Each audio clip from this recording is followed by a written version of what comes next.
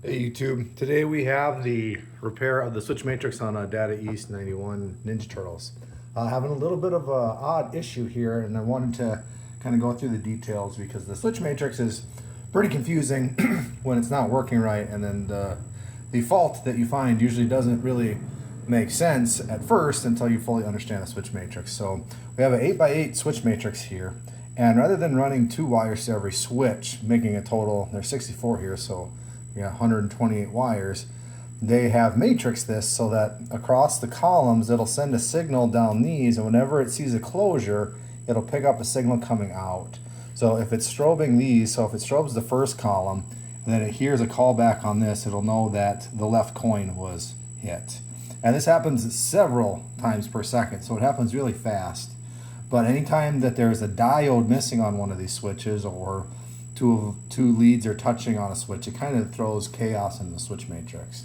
And usually the problem's under the play field, sometimes it's on the board, and trying to figure out which is which can be a little bit tricky. So we'll go over what issues I'm having with this machine and then how you can troubleshoot that, and then what the possible cause might be.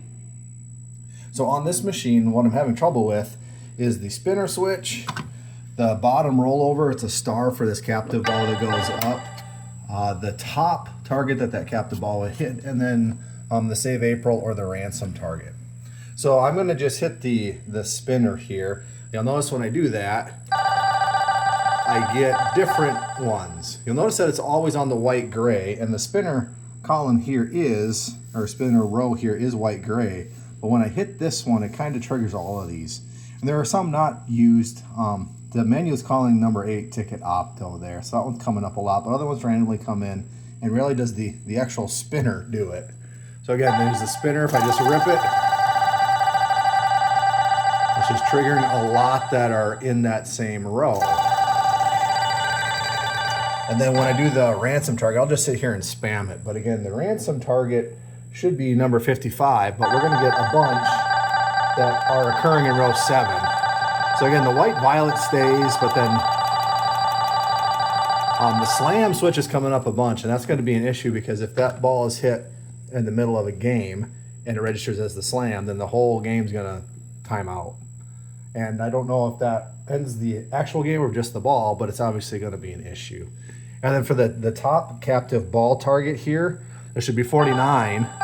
But again, you see that it just randomly gets a bunch of different things, but it stays on that white-brown row, which is row 1. And then the rollover target down here, bottom rollover, I think is what it's called, rollover number 1 bottom. Again, you see that it doesn't really trigger the switch I'm hitting, it's doing all the other ones in that row. So it's kind of a weird issue. And at first, you'll need to inspect the switches underneath, make sure diode's not broken off, make sure leads aren't touching on the switches. Then also to confirm that it's not on the playfield and it's on the board, you can come in and remove these 2 connectors, and then with a jumper wire and a diode, so you can pull these off. I'd have to look at the matrix to make sure which way the diode goes, but you can pretty much find those pins. So if you wanted to trigger the plumb bob, find C910, so that's connector 10, position 9. That's the one on the left that we just looked at. This is the connector on the right, position 1. You'll need to put the diode in there as well in the correct direction, but if you hit this pin and that pin, you should trigger that switch.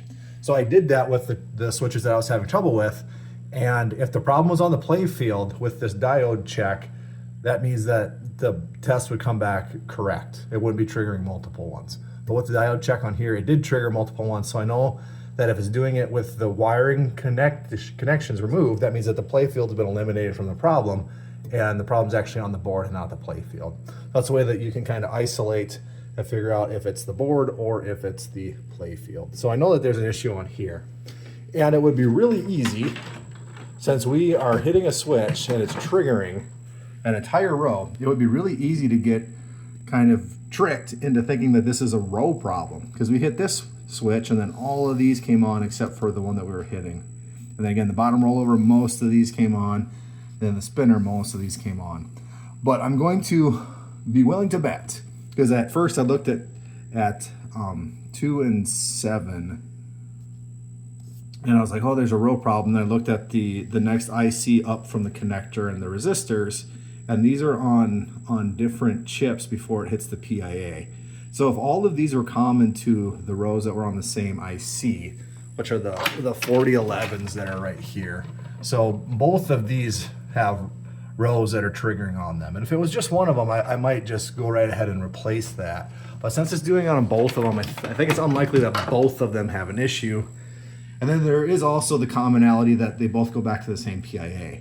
So before getting carried away with that, I think it'd be a good idea to recognize that this target was triggering this whole row, this target was triggering this whole row, and then these two are triggering both of these rows. So instead of thinking about this being a row issue, I'm willing to bet that this is actually a column issue. Because if you hit any other target on the playfield, it doesn't do this. It's only the targets that are in this column that's triggering the entire row. So for example, I can grab just the red arrow top here, because this was in that tricky one. So red arrow top, I'm just gonna, again, spam it, and it's rock solid. So that kind of tells me that this row might be fine. It just might be where it intersects with this column. And then again, I'll just grab the red arrow center here for this one. And again, that's rock solid. Doesn't change. It obviously scans with the shutter rate on my phone. But this kind of proves that the row might be fine, and it actually just might be this column, even though the symptom is showing up on the rows. Center turbo bumper, again, I'll just spam that. It says mid bumper. But again, that's rock solid, and then right turbo bumper is on the same row as the spinner. So I'm gonna go ahead and check this out. One suspect would be Q49. Might try changing that out and then see if it gets anywhere further up in the board and then post the solution. So hang tight.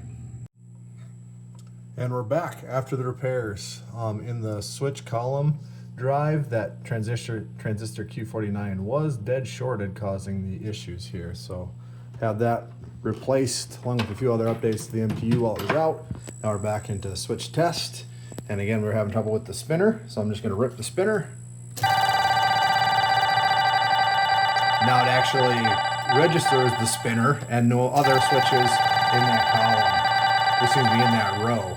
And then the lower ball roll target, captive ball again, if I spam that one, it registers only that one and nothing else in that row. The top captive ball target, again, only registers that one now. And then the ransom target